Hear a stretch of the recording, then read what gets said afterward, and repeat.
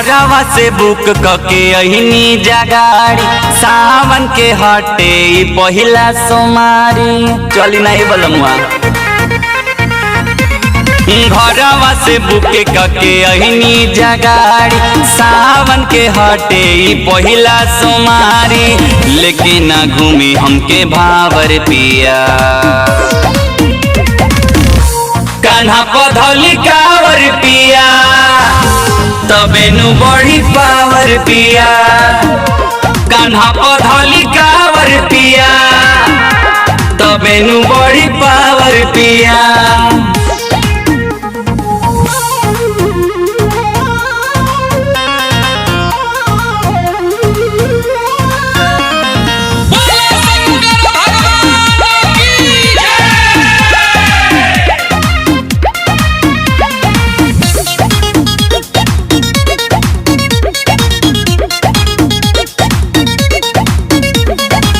भंगिया के मजा ले हम लेटे हो जाई भूखल पियासल बानी हमसे ना सहाई बूझी ना पिल गए राजा जी।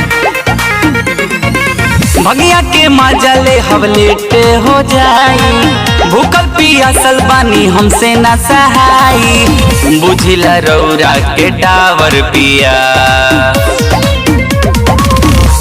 कान्हा पधौली कावर पिया तबे नु बड़ी पावर पिया कान्हा पधौली कावर पिया तबे नु बड़ी पावर पिया।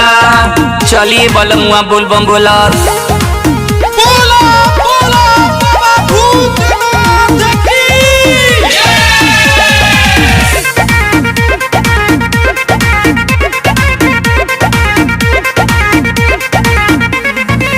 लालू राजा छोड़ चले गईले आगा मंगिया पीले रौरा महगा हो महगा। लालू राजा छोड़ चले गईले आगा मंगिया पीले रौरा महगा हो महगा लगी त घाम होकबा सांवर पिया कान्हा पधौली कावर पिया तबे नु बड़ी पावर पिया कान्हा पधौली कावर पिया तबे नु बड़ी पावर पिया।